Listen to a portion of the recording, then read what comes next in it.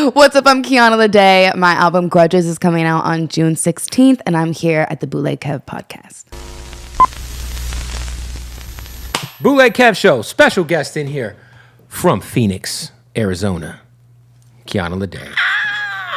Hey. Hey, well, first of all, it's nice to finally get up with you. I've been talking to David. I'm like, bro, you guys got this girl. She's from my hometown. She's like the only person popping. We got to talk. I'm really excited to be here. So what part of Phoenix are you from? 7th and Baseline. 7th? Oh, so you're from the south side. Mm-hmm. My best friend lived on 24th Street in Baseline when I was a kid. So I spent my whole childhood hanging out in the cul-de-sac on the south side. What a great place. And then I think because South Mountain Community College is right there. Mm-hmm. 7th and Baseline. It's changed, right? Oh my God. There's like a Target and all kinds of shit over there. There is a white man living in the house I grew up in. I was so confused. For people who don't know, the south side of Phoenix was kind of like the African American side of town. Yes. Right? Yes. But and now Mexican, yes. It's like a very, different. It's different. There was a Target, which was like, okay, cool with that. Right. Awesome. And then now there was like a Whole Foods and shit. When I went back, I was so confused. And then everybody moved to Levine. They bought houses in Levine. Yeah. They were like, we could get a house for $110,000 in this suburb on the south side? Yeah. So crazy. But still goes down over there. Yeah, I love it. Yeah. So when did you make the move to Los Angeles to pursue your hopes and dreams? I was young. I was 16. I moved on my own with my 18-year-old best friend. Wow. So did you finish school? No. I technically did. So technically I had a GED. Okay. And I graduated. So you have a GED and a diploma? Yes. That's special. I was on the field for the... and I was on the field with my classmates from the high school that I went to before I dropped out when I was going to online school. I've never met anybody with both. Yeah. It's pretty, that's extra. I got the GED and I got the diploma, because why not get both? Gotta go all the way. What school did you go to where you, that you walked out on the field on, not the online school? So I went to school in Ahwatukee. Okay. I had 2 years that I did high school. All by Tukey. Mountain Point? Yeah. Where'd you go? Mountain Point? Mountain Point. Yeah. Yeah. I used to date a girl who went to Mountain Point. Oh, I'm sorry. She went to EVIT. Did you know anybody who went to EVIT at the time? You heard of EVIT though? East Valley Institute of Technology? Kids would go there for their electives. No. That's where I went to school for radio broadcasting. It's in Mesa. It's on Main and Elm School. Okay. Mesa, so East Valley Children's Theater. I was in that. I don't know what that is. That sounds amazing. Yeah. So what's it like being listen, there's some great talent in Arizona. I don't want to shit on Arizona, but you're kind of like the only super fucking lit person from Phoenix right now. Thank you. It's so crazy. I feel, first of all, I feel kind of isolated and almost I have to prove myself because people don't know nothing about Phoenix. Right. And they don't know nothing about Arizona. So everyone just assumes everybody's white, everybody's Trump supporters, which there is a lot of that. There is a lot of that. Also, Arizona went Biden the last election. Somehow. Yeah. But, there's also a lot of us. So it's a very wild place because it is where everyone goes to retire. There is a lot of old white folks, but it's also where it goes down. Mm-hmm. Everyone's strapped. The fucking cartels running shit. Mm-hmm. It's a crazy place. Yep. There's gangs. It's a fucking, Arizona's a wild place for sure. It's kind of like Florida. Florida's a fucked up place, but it's also a place rich people go to die. No, it's literally the desert version of Florida. It is the desert version of Florida. Yeah. For sure. Do you feel like LA is lacking a Filiberto style option of food that's open 24 hours a day? That is so funny you said that because that was when I went to Arizona, that was one of the first places I wanted to go. I just feel how are we in LA and I can't get a burrito at any time of the night? I mean, if you're in Arizona, you can go to Philly's at 6:30 in the morning. You can go at 3 a.m. You can go out here. The taco trucks close at 2. I don't know where else you're supposed to fucking go to get food except McDonald's. And we're in LA, the city that's not supposed to sleep. Yeah, I'm not trying to get McDonald's either. Terrible 24-hour food options in Los Angeles. We can go to Christine's mom's house. Christine's mom's house in the valley in the 818. Yeah. Yeah, I'm Philly's is not the greatest Mexican food, but it's there. It's there. It's dependable. You know, you can go get a California burrito any time of the night. After the club, you might be shit-faced. Go to Philly's. Or Roberto's or Romero's or Julio Berto's or any type of Berto. It's a lot of Bertos out there. There is.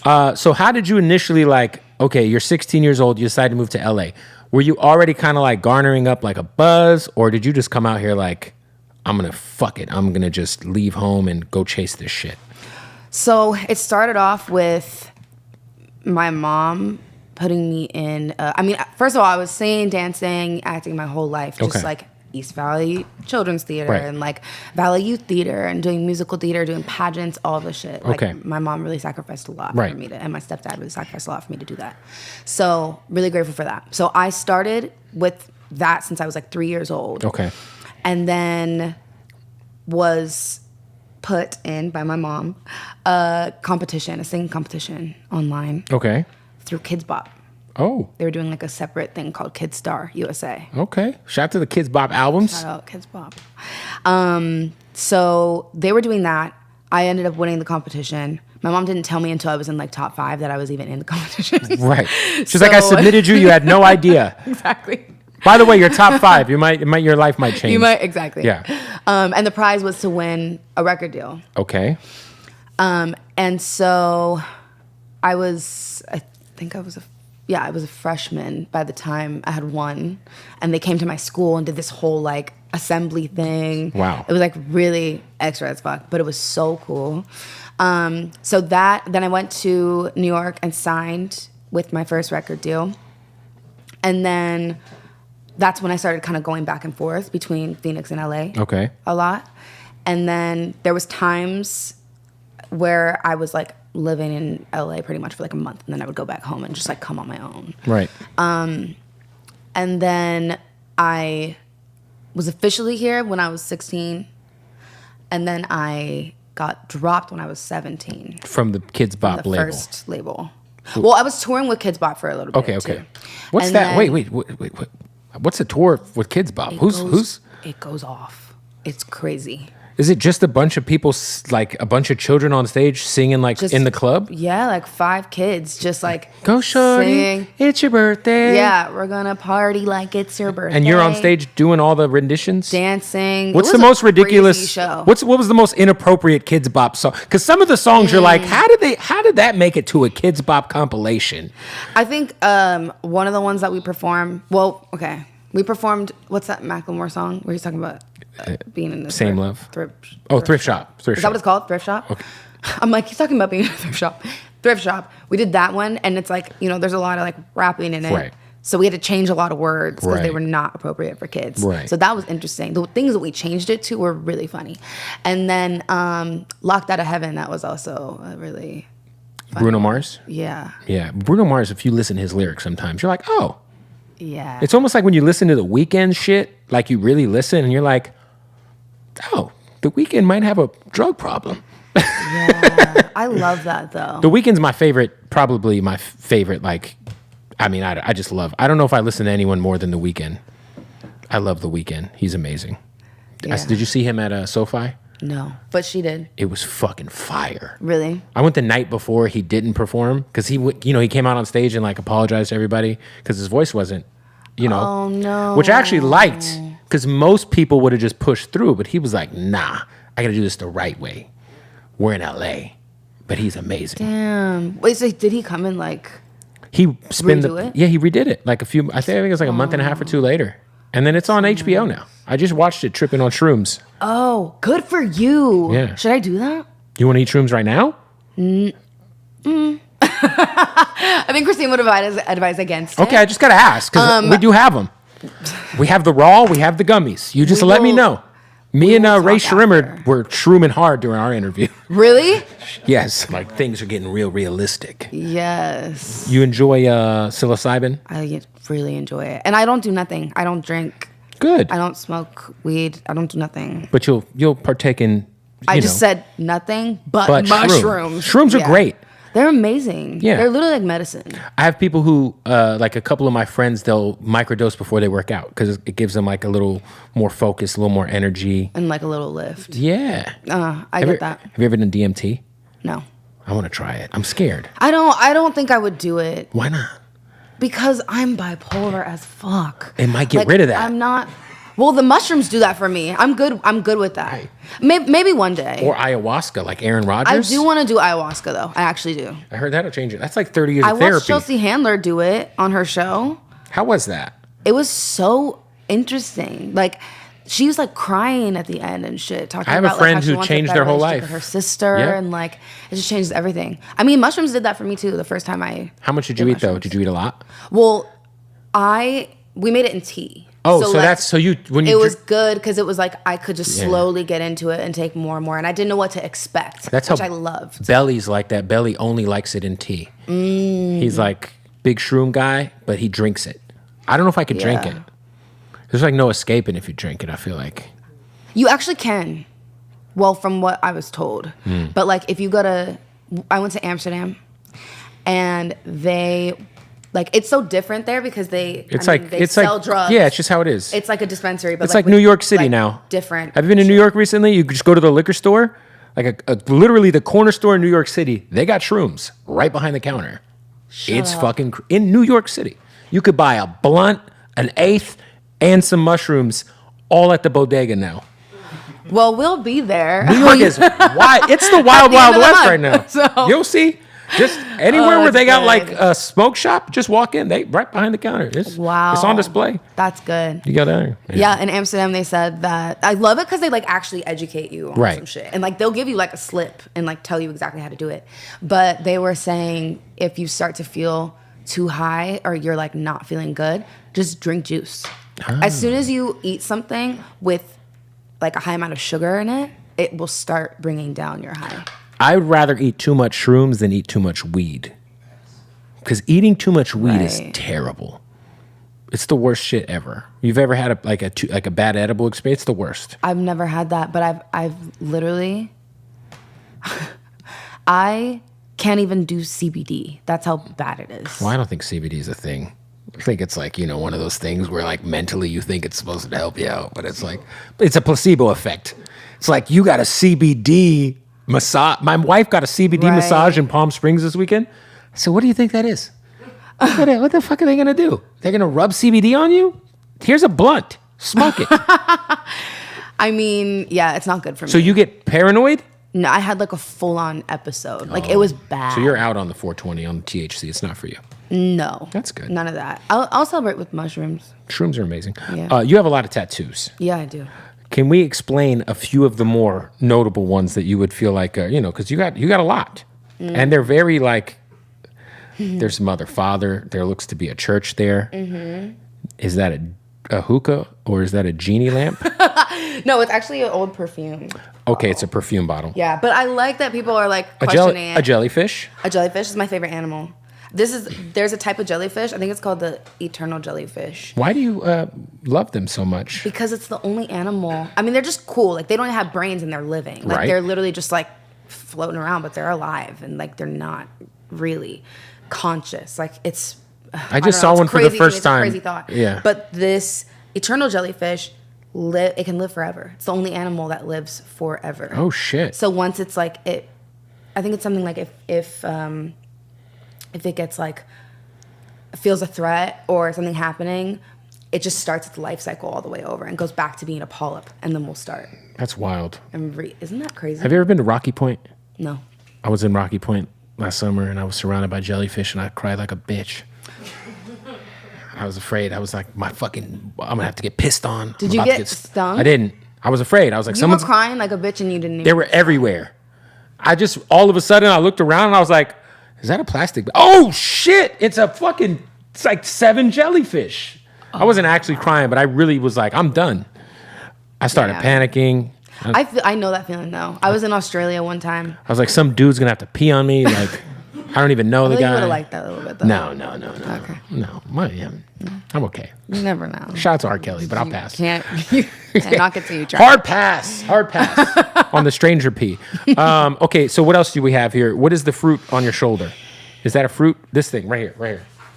This? Yeah. Oh, this is Salvador Dali. He has a not a fruit. Thing. Oh, Bali. No, it's an egg actually. So he actually has a art museum in St. Petersburg, Florida, where I used to live. Really? The Bali Museum is there. That's dope. Yeah. Yeah. So it's an egg with a flower coming out of it.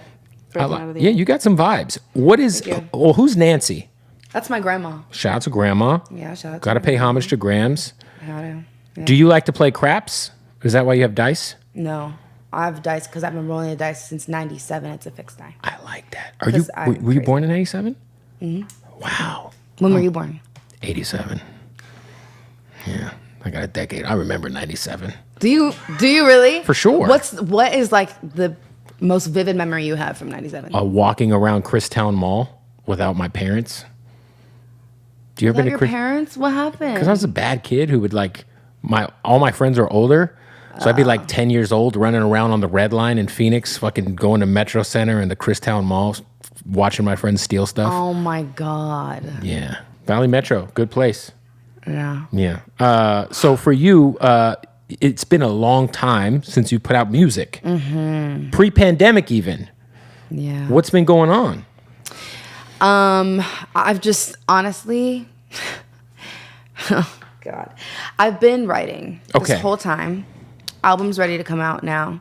I think there's just been a lot of obstacles that have come up that I've had to kind of maneuver around to make it to this point. So I've just been trying to.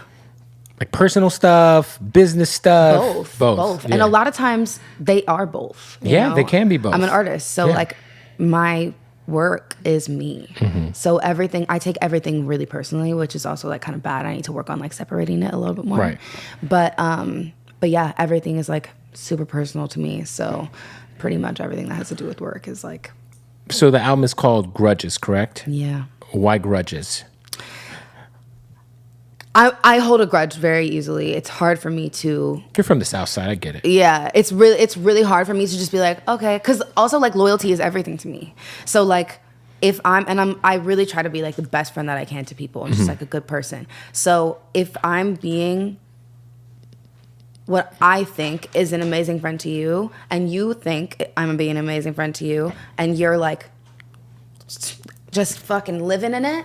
And then you do something to fuck me over, it just shows me what kind of person you are. Because I don't change like coming into no situation. So it's like I'm always gonna be myself. I'm always gonna be open. Have you probably dealt with a lot of that being in LA because the music industry is full of weirdos? Which is so shitty to say because I feel like a lot of times it's like I wanted to say like, oh, it just gets a bad rap or like. It's just not really like that. It's probably a little worse. Truth.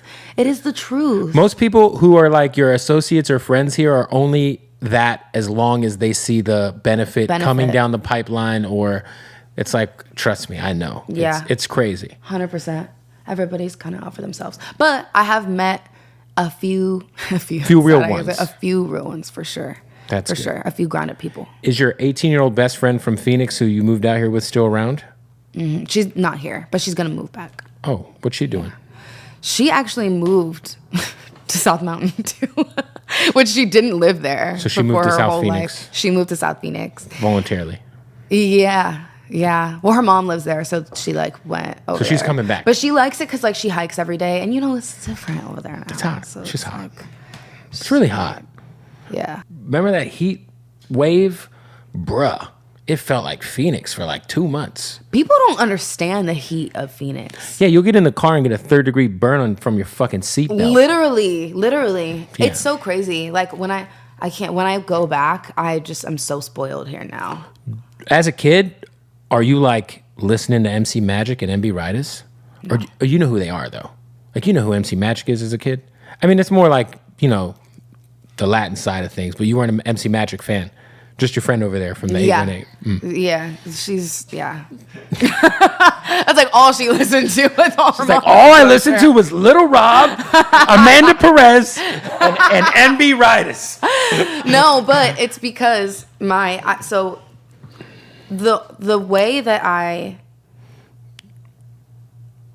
the only way I know my culture and have been informed is from my surroundings growing up. My grandpa was deported before my mom was born. So I never got to know the Mexican side of my family. We're like finding them on DNA Ancestry, which is so crazy. Cool. Like getting in contact with like cousins and uncles and shit. Right. It's wild. So I'm trying to find her dad because we don't even know like where he is, or like we're guessing who he is. Right. But yeah, it's been like a whole. So you're Mexican and what? Black. Okay. Yeah. So you like the whole Mexican vibe going on in Phoenix just kind of passed you. Like there was like the lowrider shows that were crazy and like. Yeah. What? Yes. Did you ever go to the swap meet like on like 40th Street in Washington? Yes. That's where I got my name. I was there selling mixtapes and DVDs and fake purses and fake Jordans. Yes. I almost got arrested like 11 times. I've been banned from the swap meet by the airport like at least 10 times. They told me to never come back, so I would just book my spot under a different name every time. And then I'd pay the guys to like let me know when the security was walking around, and I'd just walk off. How old were you? 16, 17, 18. I had like a newborn kid when I was 18. You're like, I'm still doing it today. No, I'm not. I'm not. But I still do get random WhatsApp messages from like Chinese ladies who have shit for sale. So they'll send me like a link and be like, new product available. And I'll be like, damn, they're bootlegging iPods and not iPods, the AirPod, like the AirPods. You know those $300 big heavy duty? Yeah. You can get those counterfeit. And they're supposed to sound the same. Wow. You can get anything counterfeit. Mac makeup, that was a vibe for a little bit, slanging that Mac. You know what I'm saying? Did you know where that was coming from? China? Yeah. I would literally get on like MSN Messenger with like a little Chinese lady on webcam, and she would show me shit. And she'd be like, wow. And then send it to you. I'd be like, show me the Larry Fitzgerald jersey. Let me see the back. Wow. Let me get 50 of those. That's crazy. Yeah. That's a great swap meet. Great place. Okay, so why is there? So you got all your affairs in order. All the stuff you went through is finally kind of settled, and now we have the album. Yes. Oh yeah. So what I was gonna say was, the album also had a different name before. Okay. It was called Closure, and then as we added more songs and I did more sessions and I was going through more shit in my life, it just didn't feel like I had closure on nothing. Like it felt like, oh, okay, I'm just like literally talking shit. And I'm talking about all the shit that I'm going through. And there's no answer to none of the things that I'm putting out there. So it's Grudges and not Closure. So the new song with LMA, did someone play you? Is that what happened? I mean, people always play. We just talked about this. We just talked about how LA. I'm saying, were you like in it? Because first of all, I love the song because it's definitely like a relatable song. Because a lot of people try to act like they're not jealous people, but you know, like you're like, yo, drop all your bitch or don't drop all your bitches, but drop all the bitches. Yeah. So is that something you actually went through? Yeah. So I've had that feeling. So the thing about me is like I'm one of those people that says I'm not a jealous person. By the way, every woman ever is that. No. But no, they're all. I'm not Christine. Jealous. Who the fuck is this bitch liking your photos? No, you can ask Christine. That's my best friend and my manager. She's literally with me every single day because she has to be. But you would choose. But literally, I'm not jealous. The only thing that I get jealous about, which is so valid, okay, is Instagram, which is liking other people's photos. Like other bitches. Like, what kind of photos? I'm just asking. I just have to ask. Like, okay. If it's like a girl who's like bent over and says link in bio. And yeah, for sure I'd be pissed. That's a problem. But it's like girls that like you don't even know. Like you don't even be knowing them. And they're like, you know, I love a girl in the bikini pic. I have a bikini pic. We all do it. It's great. Right.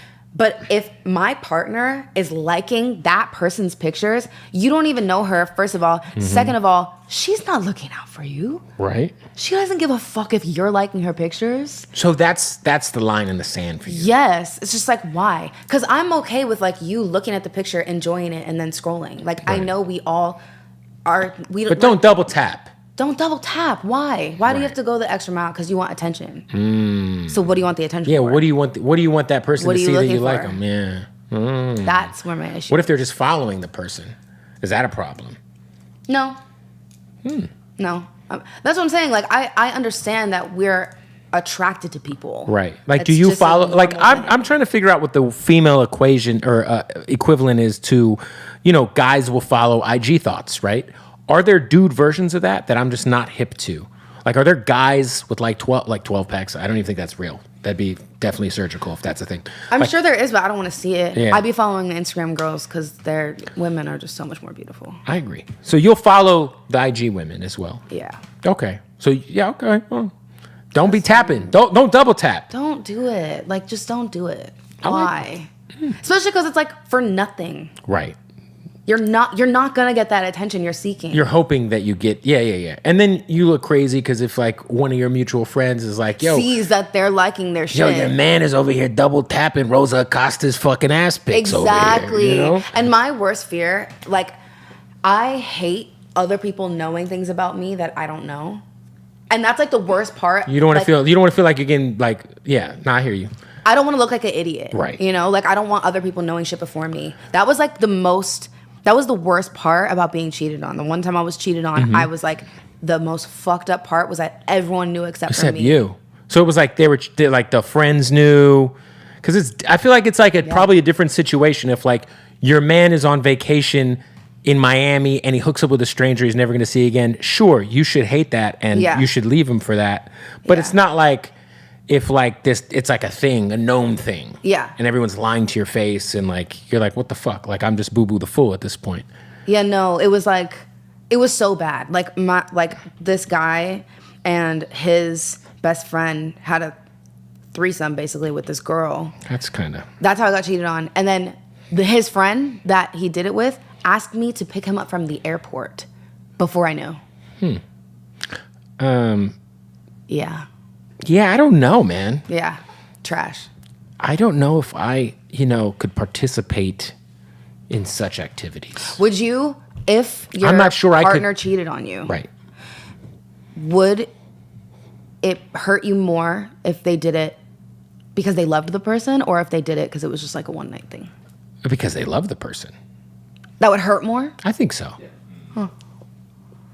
What about you? No, that wouldn't hurt more. Because you're like, at least you understand. You love this person. Yeah, it's like, okay, I can't help that you love that person. You had a connection with that person. At least you're not wasting it. You're like, there's some investment there, and I hope you live happily ever after. Yeah, take this in rent. But if it's like you're just, yo, what up? It's Bootleg Kev. We got to stop the interview to tell you about our folks at MyBookie. That's right. So many ways you can gamble with MyBookie right now, man. Of course, you got NBA playoffs, Western Conference Finals, Eastern Conference Finals. They're set.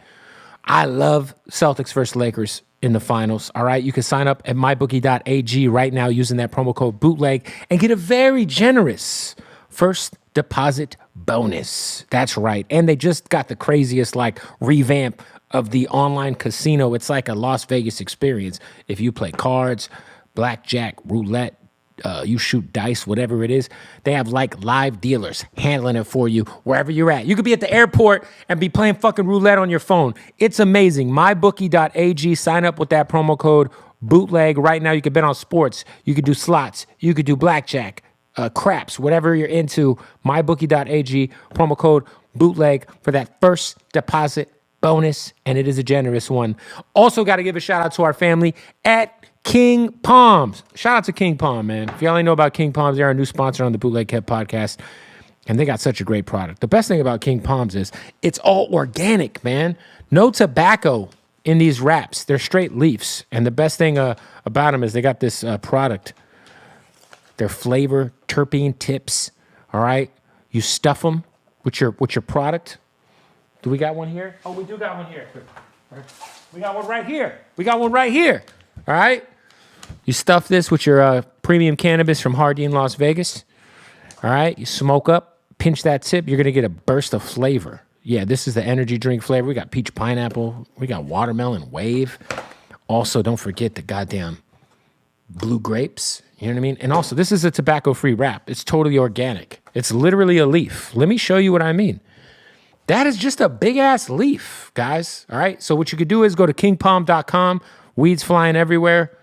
Kingpalm.com, promo code Bootleg, and you can get 50% off of whatever you order at kingpalm.com. And don't forget to check them out because they're everywhere. Your local smoke shop, your local liquor store, 7-Eleven, smoke the King Palm.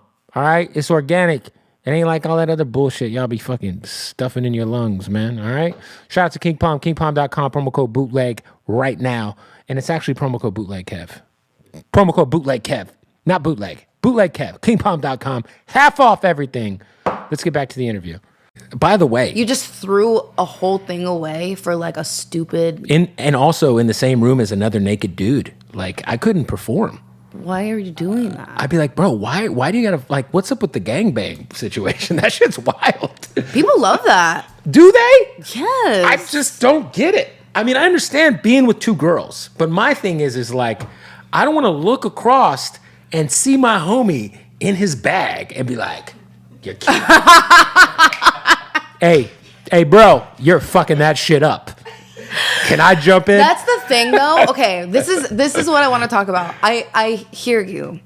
What I want to talk about is from the female perspective, because yes, there's that whole male situation of like looking back and forth at your friend. Like, I'm like, looking at my homie. Like, yeah, and like you're not interested in men, right? Right. So like you probably wouldn't like that. But then there's a girl there. Let's not forget about the woman. So I think also like porn fucks us up. For like, sure. Porn I can has agree just with you that completely fucked people up. It has ruined when it comes to women and objectifying women. I There's agree. great porn out there. Terrible like, expectations. Pornhub standard shit. Also, why is everything step? That's disgusting. Can we just talk about that? First of all. Second of all, there is a woman that is enjoying that as well. I feel like it's like we just kind of throw away. So I can't judge that, right? Because I feel like I don't know what like whatever you're into. I'll never judge somebody for being like, if your thing is I like to fuck girls with my boy. It's a bonding experience. I don't care. Like, cool, that's for you, bro. I don't judge it. Just like I can't judge the woman who's in the middle of the Eiffel Tower. I can't judge it. She's obviously having an amazing time. She's having a great time. With that being said, you said there's great porn out there. Which category? I mean, are we talking about like the tasteful HBO like 2 a.m. Skinemax, like where it's like? See, I never seen that. Oh, okay. Yeah, well. I've never seen that. But there's more. I think the tasteful stuff is just where you're seeing pleasure from both people, right? Not just one straight man, right. Like that's like. Why? I just think back in the day when I was a kid, there was like real acting involved. You know, there was like. I hate that. There was like a Pirates of the so Caribbean. Corny. Remember that one? The Pirates of the Caribbean one? That's like the most expensive porn they ever made or something. And it was the most successful. It was like right when the first Pirates of the Caribbean came out, like Janet Jameson was in it. I was like, damn, there's like real production. Now it's like, it's like a lot of demeaning shit for sure. I just can't. Like, yeah. Once there's, I need like real shit. Like, I want it to look like people are actually there having a great time. I don't need acting. Right. Yeah, I mean, I feel like I don't need the storyline. Yeah. I can make up my own storyline. This is true. I mean, the storyline's very, very 70s, 80s. Like, yo, I heard you guys have a leak. Exactly. The plumber's at the door. Exactly. Oh, my husband's away. I'm stuck. Yeah. Crazy. Okay, so you have LMA on the project. You guys have a dope record out right now. Anybody else you can share with us? Christine said yes. So MC Magic's on the album. We have Khalid. Oh, I like that. Yeah, Such great. a great voice. Also, that's someone in the industry that's a really fucking cool person. And he's from somewhere random too, isn't he? From Texas, El Paso. He's from like El Paso, yeah. He is so down to earth. He is like one of the most grounded people I've met in this entire industry. He seems like a nice guy. He is so fucking sweet. I've never met him, but I saw him perform once. When it was like his first headlining tour. It was for like 400 or 500 people. And his voice is just Was it the one at the Roxy? It was in Phoenix. It was at the club. One with the stage that goes like this? That was Celebrity Theater. It was way before that. It was the clubhouse in Mesa. It was for like 400 people. Small venue, very small. Wow. Like a hole in the wall. Like there's like a meth lab like 6 feet away. Yeah, I lived in Mesa for a little bit when I was younger. I'm sorry. Yeah. That's where I went to high school. It was in a mobile home. Mobile home? Of course it was. Yeah, it's nice. Was it like super East Mesa? Like East Mesa? Not super East, no. So you lived in a trailer park? No, they were all mobile homes, but it was like houses could have been built there, but they were all mobile homes. Being as you're from Arizona and lived in a trailer park. Yeah. Did you run into a lot of juggalos growing up? Like Insane Clown Posse fans? Are you aware of who these people are? No. Okay. I got it. Such a big thing in Arizona. No, please share. there's a group called the Insane Clown Posse. Okay. They make some of the historically terrible music that's ever been recorded. They're a rap group from Detroit. They are guys, grown men who dress like clowns. They really were kind of like revolutionary on the independent circuit because they had a lot of big merch situations. Like if you went to Spencer's, you buy their T-shirts. It was there? Yes. No way. But so they have, their fans are called Juggalos. And the FBI classified them as a gang, right, in like early 2000s. What the fuck is Arizona? And so now there's like a bunch of grown ass like 45-year-old like high school teachers with like Hatchet Man tattoos on their body. Like it's like they're a little. Let me see. I'm going to show you their. Show me. Because you might have seen this. Maybe your ex-boyfriend who cheated on you with his friend has one of these tattoos. Maybe. And you were like, you didn't know you were dating a juggalo. That's crazy. So you've never seen this on someone's skin in Arizona? Or on a like car somewhere? Oh yeah. That looks crazy. So this is it's the Hatchet Man. But you said you lived in a trailer park. Why does it look like Keith Haring? I don't even know who that is. Like it looks like their own take. Keith Haring, you don't know who Keith Haring is? Who's that? He's an artist. He does literally shit like that. Oh, I don't have my phone to pull it up. So they have a concert every year, still to this day, called the Gathering of the Juggalos, and it's in the middle of Ohio on private land. And they bring, like, it's like the white trash circus every year. But there's tons of rappers who do it. Like, I got a lot of friends who perform. Should I go perform there? No. Oh. You should go, though, because I heard it's a good time. But they have a drug bridge. So there's like a bridge where you could go buy heroin and meth. What? And all kinds of shit. And there's a gangbang tent. There's a teepee. And there's like some dirty foot white chick in there just getting railed by all these meth addicts. It's crazy. The Gathering of the Juggalos. There's like documentaries. Vice has done a documentary. You should look it up on YouTube. Just dive into the Insane Clown Posse Juggalo rabbit hole and thank me later. I'm so sad I haven't been there yet. They did. You ever watch Workaholics on Comedy Central? Yeah. Okay, they did a whole episode. Really? From the Gathering of the Juggalos. Workaholics. Wow. I didn't watch it like that, but that sounds great. Yes. Yeah. I just didn't know. You were like, I lived in a trailer park in Mesa. Yeah, but I was so young. Shout out to Mesa. But there was, the baseline killer was found right across the street. So, like, I lived, like, this is, like, the street, and this is the street. I lived in this house, and the stopping point, like, as far as me and my brother could go to, like, ride our bikes and, like, scooters or whatever, was this apartment complex. And that's the apartment complex that the baseline killer lived in.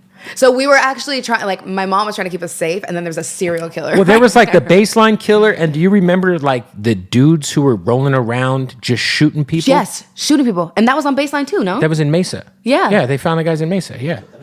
It was two guys. These really? two fucking white dudes. Send me that documentary. And they were just riding around Arizona just shooting strangers. Shooting people. It was fucking spooky. Like, you'd be like, shit, I can't walk anywhere. Yeah. Yeah, it was a wild time, man. Yeah. Wild time. Okay, so Khalid's on the album. Yes, Khalid. Wow. Whoa. This is like, wow. MC Magic's on the album. Insane Clown I feel Posse. like you narrate like my brain Okay. almost. Khalid. Like this conversation is how my brain goes. I love it. Khalid's on the album. Bryson Tiller's on the album. Ooh. That is a really great song. Okay. Single? I can't wait for you to hear it. Is it single? It's a focus. Yeah. All right. There might be a little bit of focus on it. Were you guys in the studio together? No, actually. He was sick at the time, but it sounded great. I mean, we talked about it.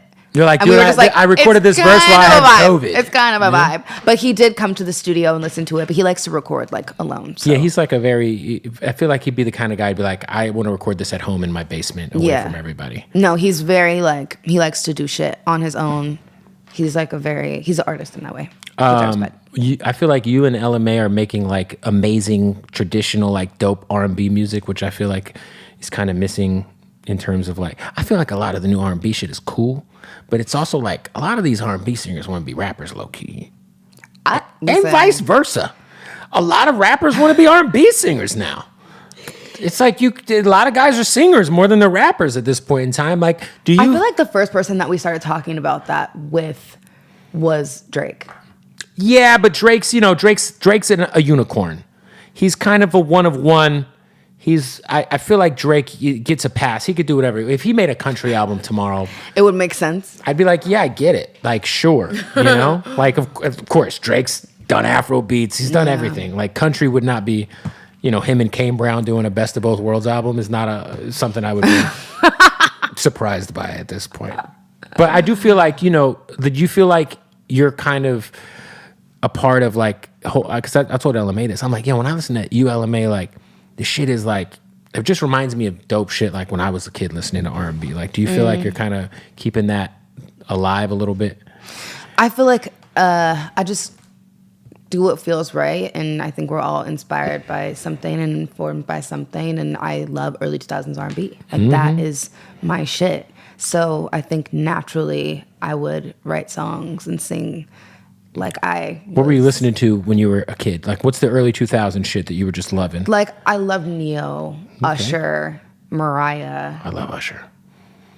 Yeah, I just didn't like when Neo started doing EDM music. That's so crazy. I literally was just talking about the time that everyone switched from R&B to EDM. Oh, it was him, and then Chris Brown was doing Forever, and everybody was Neo fucking collaborating with Pitbull and LMFAO and fucking Jesus Christ. The Dark Ages is what I call it. I was doing radio in Vegas, and you couldn't go to any fucking, like, none of the clubs were playing anything but fucking 128 BPMs. All the R&B singers stopped making R&B. It was the best thing. Even Usher had like, oh my God. No. We went to his show in Vegas. Yeah, we went to his show in Vegas, and it was so incredible.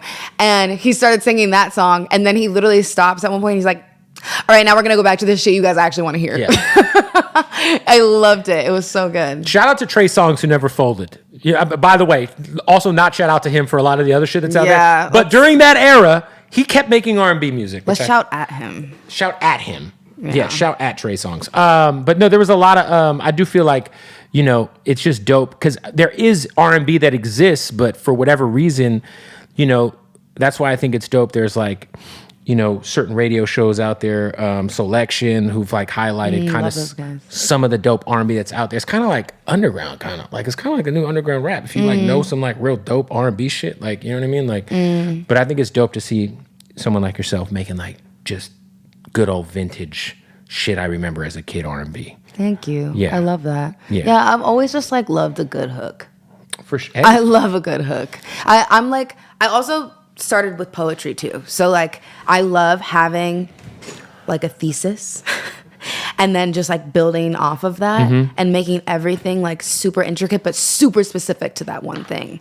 And I also was writing for a long time in LA for other people or just like random sessions. So you were kind of helping with other people's shit. And I learned, I was in sessions with pop writers too, because the first label I was with didn't know what the fuck to do with me. So they were just like, let's just put her in with random people. Right. So I was in a lot of pop sessions too. And like, I actually learned what the structure of a song is from pop people and would learn like just different techniques that I wouldn't have learned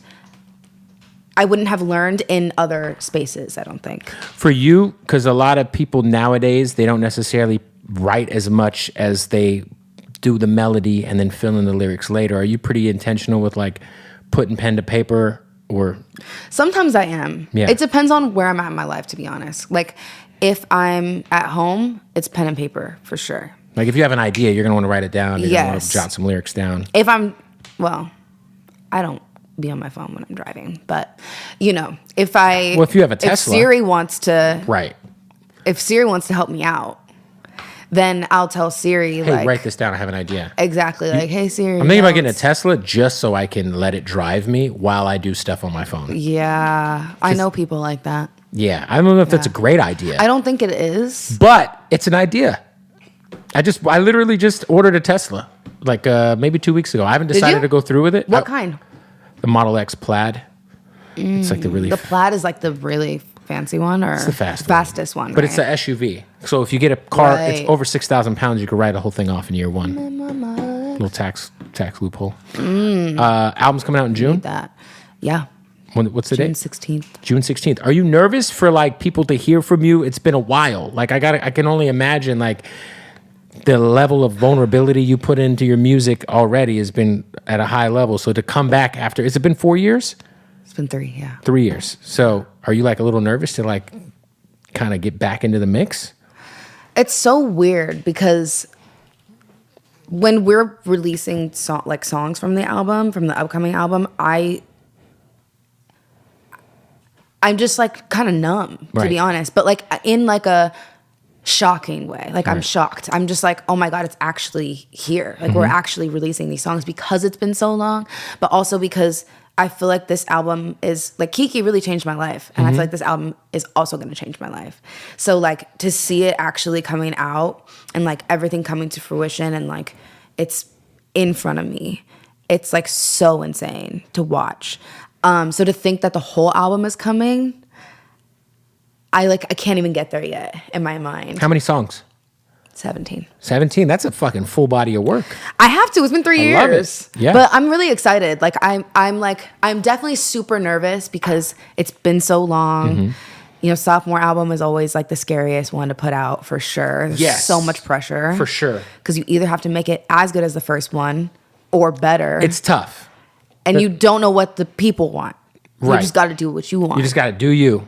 Keep it moving. Just keep it moving. You just got to push through it. Because a sophomore album is, it's always like traditionally the album that like very few people have gotten away with like putting out a crazy sophomore album. Like I feel like Kanye did it with Late Registration, you know, there's like a few guys, but like it's because if you put out a first album that's like a classic or like your fans just fucking love, they're always going to go back and like hold it up. Like, but it wasn't Illmatic. Shout out to Nas. But you know, I'm excited. So for you, is there going to be any touring? Yeah. Or solo? You're going to hop on a tour with someone else? I'm going solo. Okay. So. Little solo headline run? Yeah. Are you bringing anybody on the road with you? Don't know yet. Don't know yet. Well, you should. You got to bring somebody, right? Yeah. I don't know who it is. How many videos have you shot? How many are in the can? Are you going to wait and see how the songs perform? We're shooting them. We're shooting visuals. Okay. Or we have visuals. We're just getting creative. But we've been shooting visuals for the last, like, I don't know, couple months. It's just been kind of like slow. But we have Irresponsible. We have a deeper visual coming.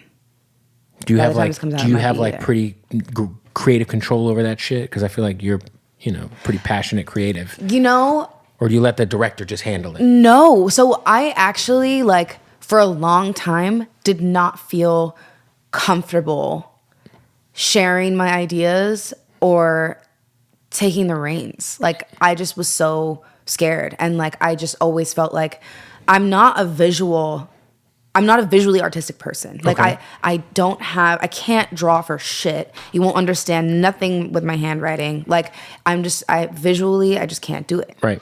So I never felt confident in my ideas when it came to visuals. And lately, I have been I will like come up with an idea and then just say it and have the confidence to say it. And then everybody just agrees. And I'm like, okay, cool, let's do it. But I still am like, I don't know if it's going to be good. And then when I see other people liking it, it validates me. So then it makes me want to take the reins more. And like, that's dope. I've become some of the best compliments that I've received have been when I've had the most creative control. Oh, that's dope. Yeah. A little validation. Yeah. Got to stop the interview real quick to tell you about our family at Blue Chew, baby. That's right. It's getting hot outside. You know what that means, fellas? You about to go get that dick wet. You know what I'm saying? It might as well be really hard. It might as well be as hard as it could possibly be. And with Blue Chew, you will achieve such hardness, all right? It's seriously amazing. And the best part about Blue Chew is you can find out if it works. Don't just take my word for it. They're going to give you a month's supply for free. Go to bluechew.com. Use that promo code BOOTLEG. Get a month's supply for free. BlueChew.com, promo code BOOTLEG. Now, it's the same active ingredient as Viagra and Cialis, minus the awkward doctor appointment. You do not have to go see some old dude and tell him about your erectile dysfunction issues in person, because that's a fucking awkward conversation, bruh. All you got to do is go to bluechew.com right now. Use the promo code BOOTLEG. They're going to get you hooked up with a month of supply for free. You just got to pay $5 in shipping. No awkward doctor's appointments. Same active ingredient as Viagra and Cialis. Plus, they got the Blue Chew Mint. It's a chewable. It's great. Tastes like mint. It's also the same active ingredient as Levitra. So, summertime's coming, fellas. You don't want to underperform. Make sure your dick is rocked up, baby, all right? Go to bluechew.com. Use the promo code BOOTLEG. Hey, man, it works. What do you want from me? It fucking works. Everyone should have a little Blue Chew in case of an emergency. You might have an emergency. You need to pop a Blue Chew. Chew it. It's a chewable. You know what I mean? Anyway, also got a shout out to our family at Odd Socks. Don't forget, go to oddsocksofficial.com, promo code bootleg, save 20% off. Man, they got the underwear that they just dropped last year. That's amazing. So not only do you get the most comfortable socks in the world, but you can also get the most comfortable drawers in the world. All the crazy licenses. They got half-baked socks. They just announced their Hasbro collection, which is crazy because that means you're going to get Monopoly socks, Transformers socks, Power Ranger socks, so much shit going with Odd Socks. Plus, they got the Odd Socks Basics, my favorite. This is what I wear every day. I wear the Basics because they're the most comfortable socks I've ever put on my fucking feet. So experience the most comfortable socks in the world with me. Oddsocksofficial.com, promo code bootleg, save 20% off. Shout out to Odd Socks. Let's get back to the interview. I know that you kind of like are working with the 10 Summers crew now. I don't know if anybody knows that, but any Mustard production on the album? Has he got his fingerprints on any of the songs? I'm on 10 Summers, so. Did you get a beat or 2 or 4 or 7? I'm just curious. Are we going to hear a Mustard on the beat?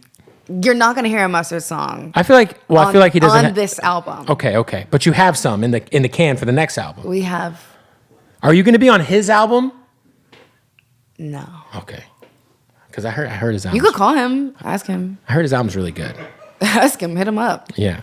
What's it like because obviously he's somebody who is a legend in the game. Is it cool to be able to kind of go to him for advice and it's so dope. And he's such a nice guy. He's so nice. I think it's just cool that I have someone so experienced and like so talented, successful, and really kind. He's a kind dude for sure. To be in my corner, you know? He's really like all of 10 Summers, since before I was with them, when I was on the road with Ella, like they've always rode for me and like always been super, super supportive of me. Like Mustard, whenever he was in town coming to Ella's shows, he always came out to watch my set. Which is dope. It's just like so amazing. So it's pretty incredible to have him, in my corner. Who are you a fan of? Like, who are you listening to right now? Like somebody who like might be inspiring you or that you're just a fan of that you don't think people maybe are given enough attention to maybe? Destin Conrad, for sure. I love Ombre, too.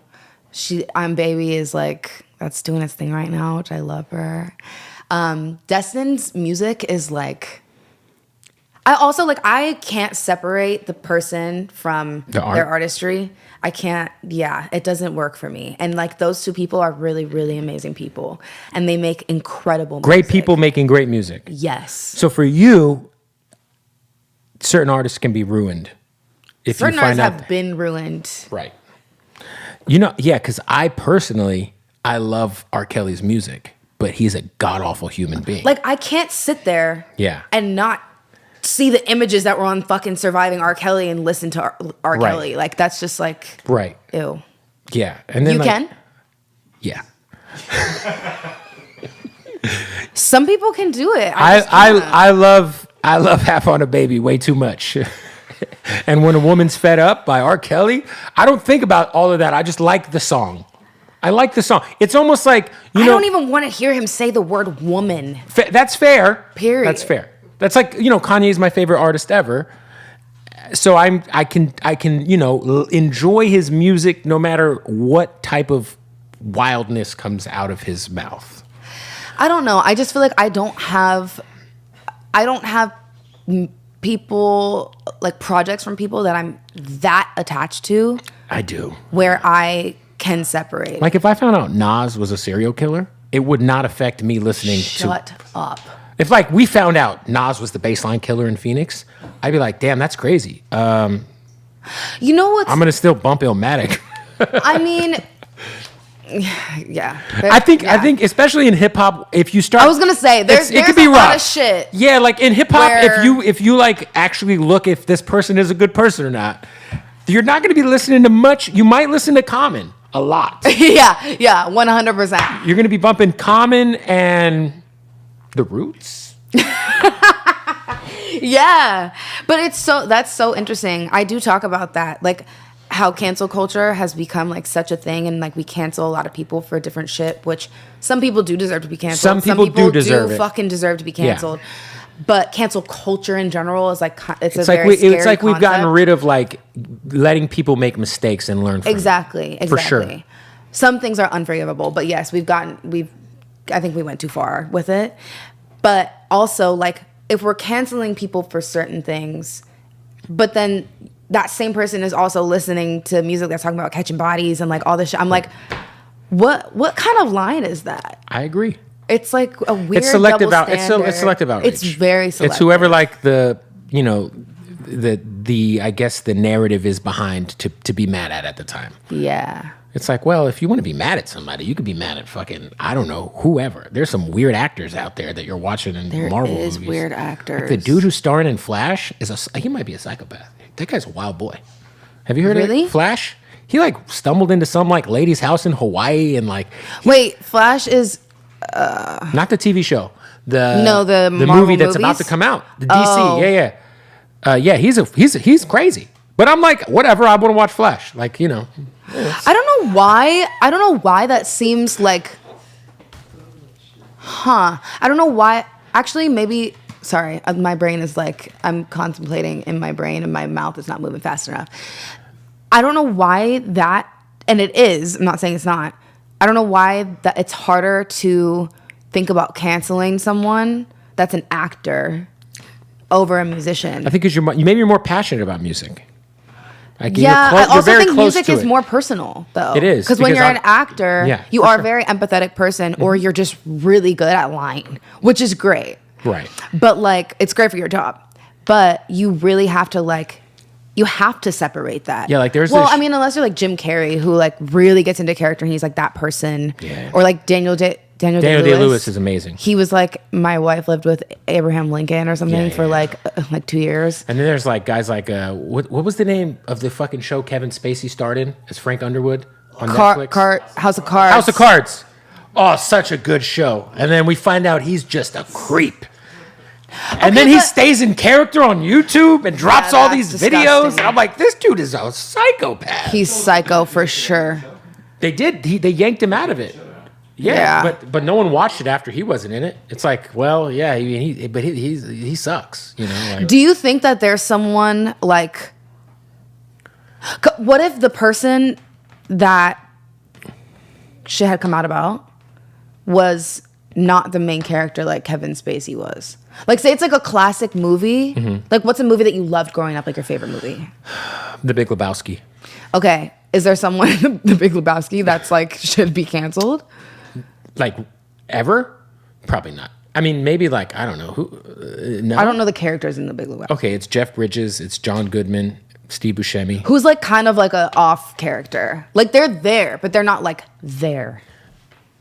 You know, who just tried to get... They just tried to cancel... Didn't they try to cancel fucking Larry David's manager from Curb Your Enthusiasm, Jeff Garland? They tried to cancel him for some shit. Why? I don't know. But I was like, I don't think he was doing, being a creep or something. Louis C.K. pulled his dick out. That's disgusting. Yeah, he should go to fucking hell. Now, did you hear about what happened? Louis C.K.? Yeah. So he asked someone who worked for him if he could manually stimulate himself in front of them. Right. Okay. They did not say no. He did it. It's creepy. It's weird. But he's like one of the funniest motherfuckers of all time. But I can't unsee that. Like, right. I can't unsee that. That's where you and I are different. I can unsee it. I'm like, I'll watch you stand up. Okay, but. Has that happened to you before? Where a man is... No. Had his little dingling out and you walked in? No. And it's happened to a lot of women before. This is true. Happened to a lot of women. So I think that's where it's like... There are certain people where I'm like, your just shit's not that great. Like we talked about somebody earlier. I just don't give a fuck enough to like... care them. Like put the energy towards... yeah, like Trey Songz isn't great enough for me to give... I'm done. Like I'm out. Like I'm not... I don't have to listen to Say I ever again. I'm all right, you know? But Half on Baby by R. Kelly, like I'm going to listen to the R. Kelly shit. You know what I mean? Like... And that's selective. It is. We're back to selective. 100%. I am very selective. See, that's also the thing, though, is I'm very, very, very, very, very sensitive to other people's pain. Yeah, and like you have to be.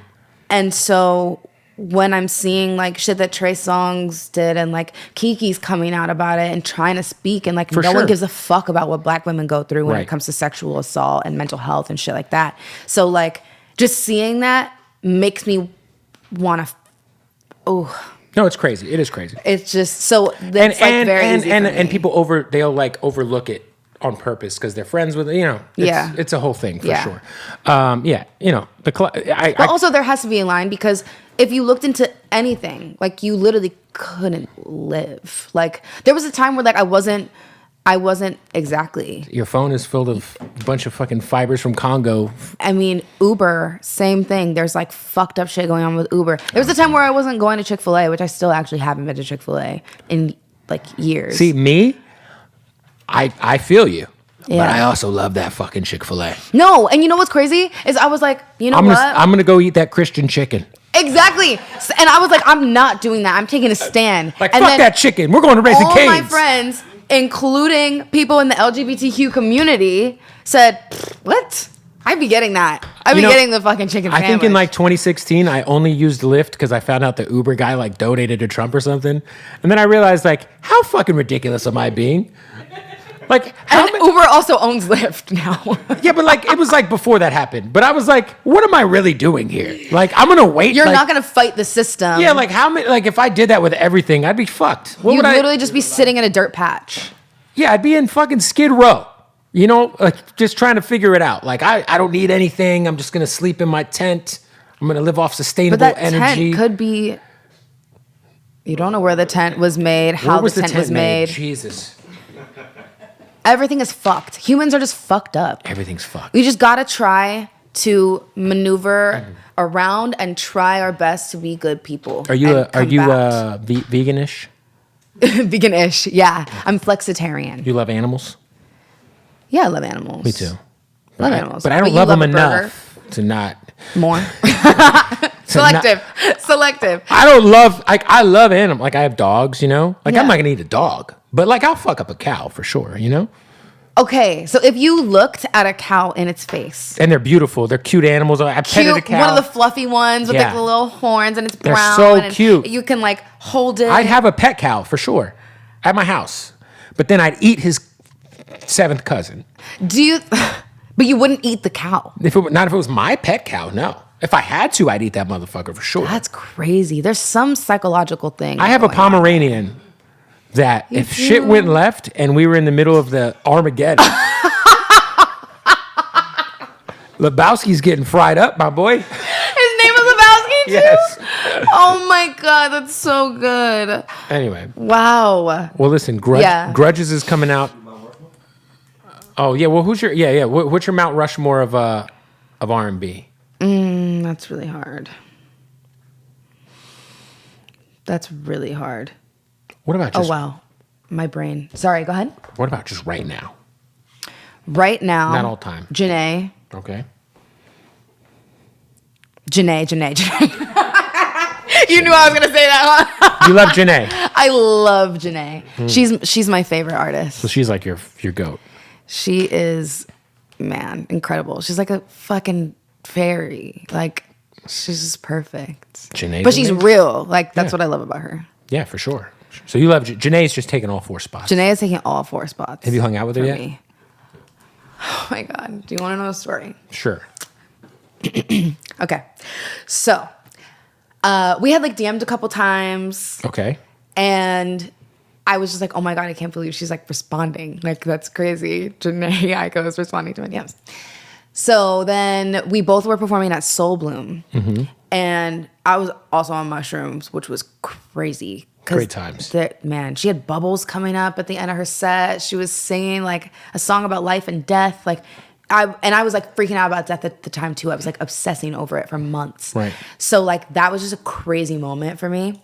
Anyway, so we like, the show is over and we're like walking through the backstage area to get to where we needed to go. And as we're walking back, all these people are like crowded around and they're all like, Janae.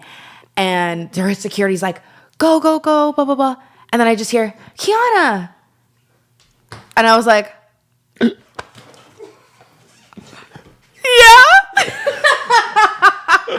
And she was like, Kiana, come take a picture. And I was like, okay. And then I started walking and the security's going crazy. And I'm like, Janae, I'm scared. I'm on mushrooms. But it's like one of the most amazing memories I'll ever have. That's amazing. Did you post the photo? I did actually. Yeah, I did. Nice. I gotta. It was a horrible photo, but I didn't give a fuck. Is it still up? Because I want to see what you look like shroomed out with Janae. I'll send it to you. There it is. Well, look, the album comes out June 16th. Grudges. New song out with. You have a couple new records out right now. Yeah. I love the record with Ella. Jealous. Visual. Are you naked in the visualizer? Is that what's happening there? Am I naked in the visualizer? I feel like it's like a silhouette of just looks like a naked. No. Okay. I have just like a really tight dress on, which is pretty much like one of those like band-aids, like those like bandages. It's basically a black bandage all around my body. Doesn't sound very comfortable. Go check it out. Appreciate you coming through. Thanks for having me. The Phoenix Goat right here. Kiana Ledé. Stop. Boom. Hey, we got to wrap up an interview brought to you by Hardin Las Vegas. Appreciate y'all watching. Hey, don't forget, when you go to Vegas, you got to go to Hardin, man. It's the craziest dispensary you'll ever walk into. It smells like fucking heaven in there. All right? Get in that Uber when you hit Sin City. Tell them, take me to Hardin. They're going to take you. You're going to get a wild selection of the just top of the line cannabis. The best selection you'll go be able to see in the U.S. Plus, on top of that, they got the crazy gear. They got the clothes. They got the bikinis. They got a wonderful selection of bud tenders that are very good at their job, man. They'll take care of you. Tell them that Bootleg Kev sent you. The bud tenders of Hardin. They'll know what that means. They're going to get you hooked up right. All right, go follow them online, Hardin_Las Vegas, or just go check out their website too, man, HardinLasVegas.com. And when you're in Vegas, pull up to Hardin or you're playing yourself, for real.